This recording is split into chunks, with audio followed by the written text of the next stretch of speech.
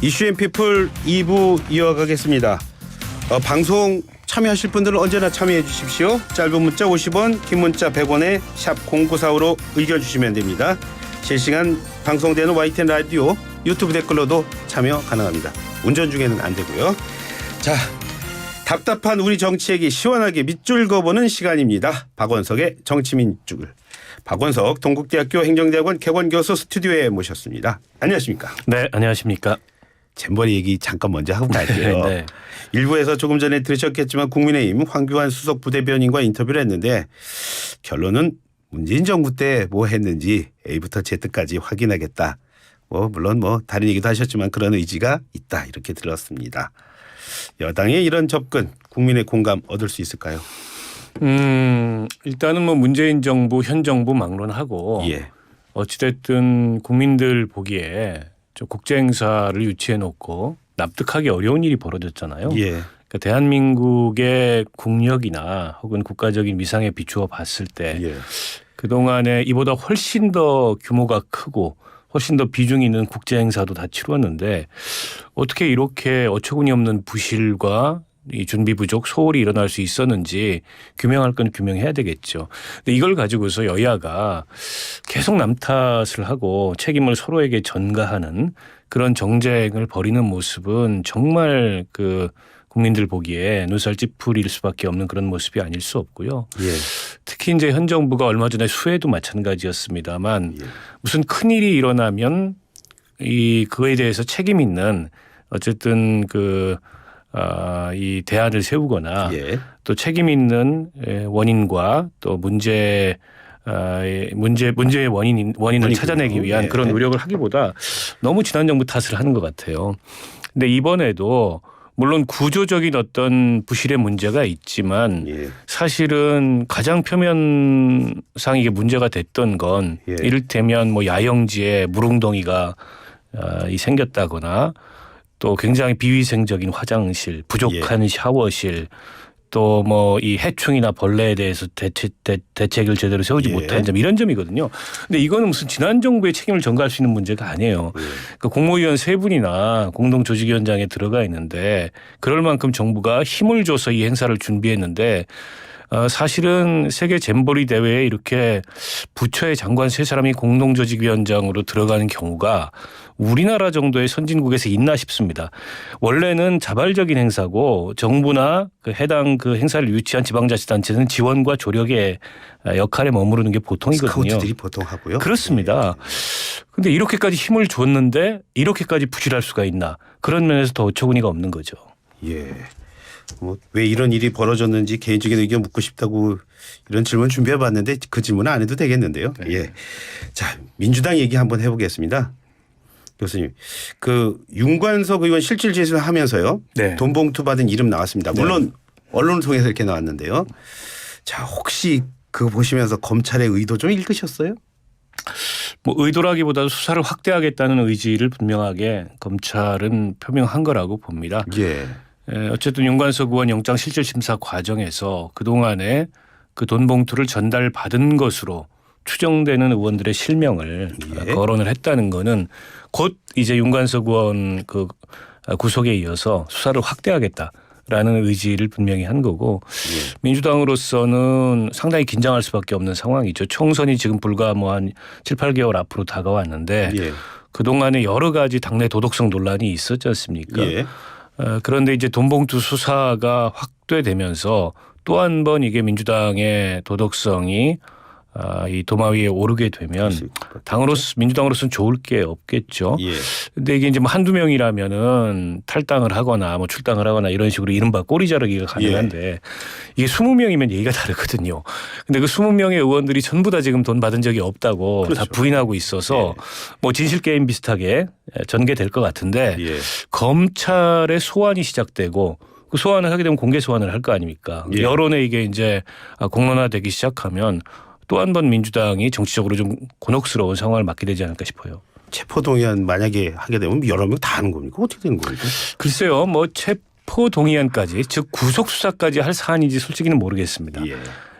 이게 이제 정당 내에 공직선거도 아니고 예. 정당 내부 선거 과정에서 정당법이나 정치자금법을 위반한 사안이 발생을 했는데 뭐 도주와 증거인멸의 우려가 있어 보이지는 않고 예.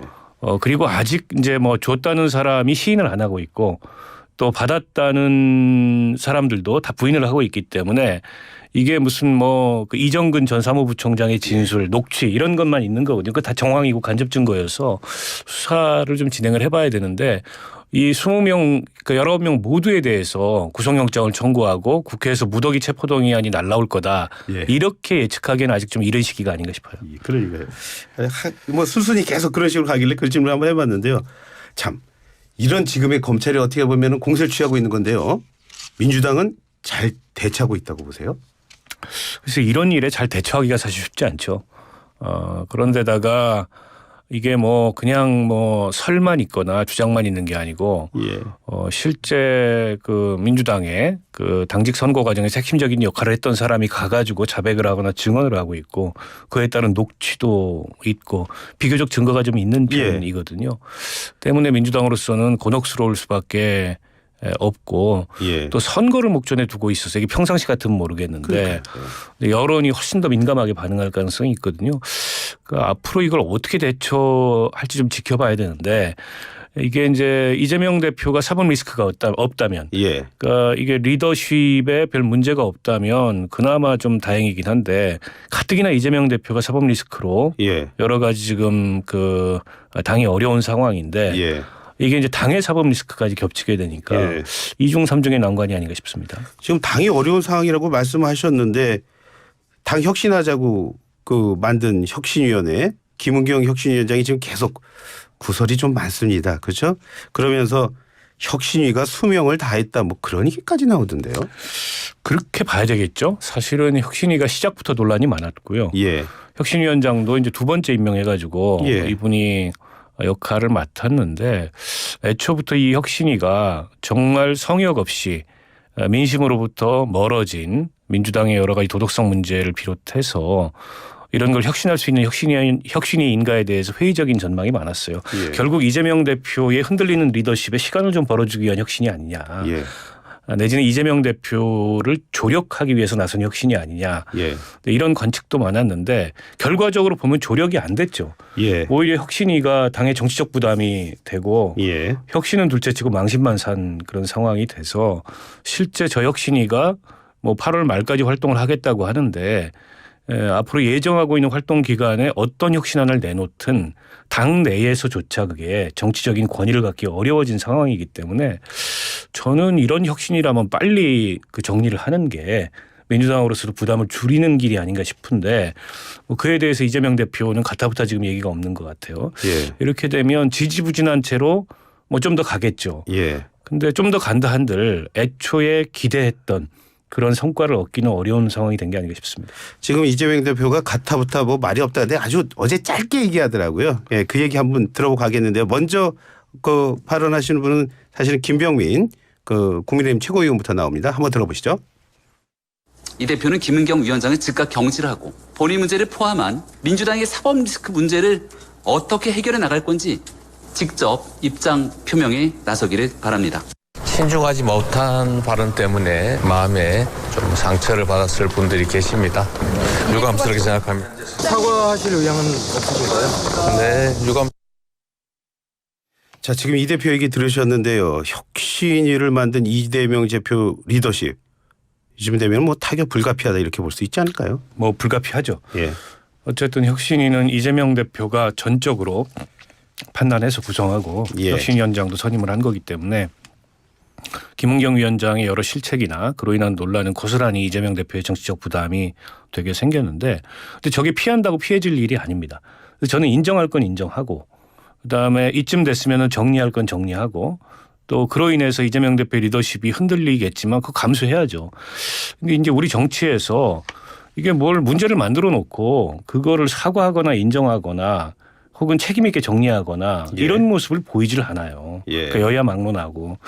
예. 저는 이재명 대표가 사법 리스크로 인해서 당내에서 여러 가지 도전도 받고 리더십이 흔들리지만 명백히 본인이 어쨌든 그 책임을 질 수밖에 없는 예. 이런 사안에 대한 책임을 인정해야 된다고 생각합니다. 예. 그래야 오히려 리더십이 강화되는 거지.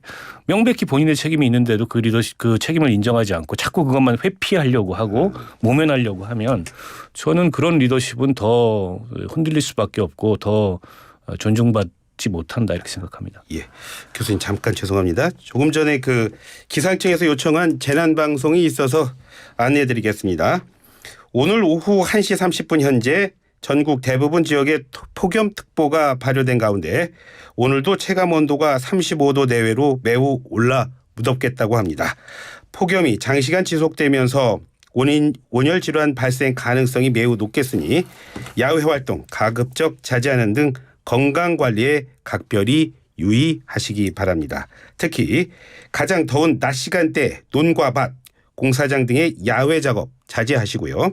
시설 하우스나 야외 작업을 할 때는 통풍이 잘 되는 작업복을 착용하시고 충분한 물을 섭취하는 등 폭염 대비를 철저히 하셔야 합니다. 이상 기상청에서 알려드렸습니다. 이런 방송 나오는 거 보면 참 덥기는 많이 더울 것 같습니다. 덥습니다. 이런 상황인데 지금 혁신이 때문에 민주당도 혼란스럽고요. 민주당뿐 아니라 국민의힘도 그런 것 같아요. 뭐 공천 부적격자 리스트 살생부 돌아다닌다고 합니다. 교수님 그런데 보통 총선 앞두고는 이런 찌라시들 좀 많이 돌긴 하잖아요. 돌긴 하는데 좀 때이른 찌라시인 것 같아요. 예. 신빙성도 그렇게 높지는 않은 것 같고 높진 않고. 이게 일부 언론에 보도가 됐습니다만 국민의힘 내부적으로 그런 경계심이 있잖아요. 예. 이번 총선이 녹록지 않은 총선이고 예. 어떻게 보면 정권의 중간평가 성격을 갖는 총선이고 그렇기 때문에 공천에 대통령실의 입김이 강하게 작용할 거다. 예. 그로 인해서 기존의 뭐 의원들이나 지역 그 현직 지역위원장들 중에도 공천을 못 받고 밀려나는 사람들이 있을 수 있다. 예. 근데 이런 불안감이 작용해서 그런 각종의 설들이 난무하는 게 불안하니까. 아닌가 싶은데요. 아마 아직은 좀 이르지만 이게 이제 공천 시점이 임박하면 임박할수록 저런 류의 각종 설들이 더 난무하지 않을까 싶습니다. 그럼 지금은 정상적인 것보다는 좀 이례적이다 이렇게 볼 수도 조금 이르죠. 예, 조금 이르기도 하고 아직 뭐 그 이른바 이제 그런 지라시에 나오는 내용이 그렇게 믿을 만한 내용은 아닌 것 같습니다. 그래도 나오는 거 보면 지금 국민의힘이 불안감의 표현이죠. 불안감의 예. 표현이다. 자 그렇게 불안한 상황인데요. 뭐 대통령 멘토라는 이신평 변호사가 거기다 또 불을 지폈습니다. 먼저 그 논란의 얘기 먼저 잠깐 듣겠습니다. 그 여론조사에서는 국힘당이 그 수도권에서는 거의 전멸, 또 전체 의석수에서도 지금 의석보다도 오히려 더 줄어드는 윤 대통령이 도저히 국힘당은 안 되겠다. 그렇게 해서 그 신당 창당까지 생각하신다는 그런 말을 얼핏 들었어요. 지금 신당 창당까지 생각하시나 그 말을 얼핏 들었다고 합니다. 잘 몰라서 한 말이다. 그러면서 신 변호사가 일단 사과는 했습니다. 그런데요. 지금 들으셨지만 이게 술자석에서 한 말도 아니고요. 유튜브에서 한 것도 아니고 KBS에 나가서 잘 알지도 못하는 얘기를 확신처럼 얘기했다. 저는 그게 선뜻 이해가 솔직히 안 되거든요. 그러니까 여권에 떠도는 불안감의 한 자락을 신 변호사가 펼친 게 아닌가 싶은데요. 예. 우선 이분이 이렇게 말씀을 해놓고 사과를 한 게 이번이 뭐 처음은 아닙니다. 예. 이전에도 그런 적이 있었는데 이게 뭐 얼핏 들은 얘기를 가지고 이렇게 방송에 나가서 할 얘기는 아닌 것 같고 예. 조금 언행을 자중하셨으면 좋겠다 이런 생각이 들고요. 그러나 이제 여권 내부에 저런 불안감이 있는 건 사실이죠. 예. 그러니까 지금 수도권 상황이 그렇게 뭐 생각처럼 좋지 않다. 그리고 여론조사를 전체는 아니지만 일부는 돌려봤을 가능성이 있거든요. 예. 그 결과가 썩 좋지 않다. 이런 얘기는 저도 여권 관계자들한테 들었거든요. 아, 예. 그런 게 아마 이제 그 신 변호사한테 전달이 돼서 이제 저런 식의 의견을 얘기한 게 아닌가 싶고. 예. 근데 대통령의 신당 창당설은 좀 허무맹랑해요.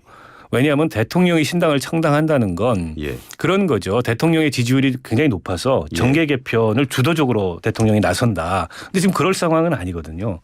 그런데다가 현재 여당이 예. 도저히 이건 대통령의 리더십이 안 먹힌다. 예. 도저히 이 여당을 그대로 두고 볼 수 없다. 예. 그러면 이거 완전히 바꿔야 되겠다. 예. 근데 지금 얼마 전에 있었던 여당 당대표 선거를 한번 보십시오. 예. 지지율 4%짜리 선거를 대통령실의 영향력으로 후보를 만들었잖아요. 대표를.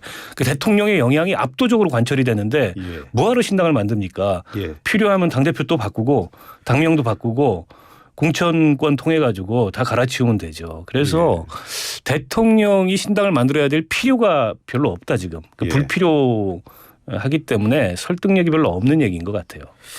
결국 그 얘기는 뭐 지금 뭐 좀 유승민 전 의원 그리고 이준석 전 대표랑 같이 갈 수 없다 이걸 너무 강조하면서 한 얘기는 아닐까요? 글쎄요. 근데 뭐 유승민 전 의원이나 이준석 전 대표 특히 유승민 전 의원 같은 경우에는 당연히 지금 여권의 이른바 윤핵관들이 본인한테 공천 안 줄 거라고 생각하고 있고 이준석 대표도 이제 그럴 가능성을 전제해 두고 여차하면 난 이렇게 움직이겠다라는 이제 플랜을 갖고 있잖아요.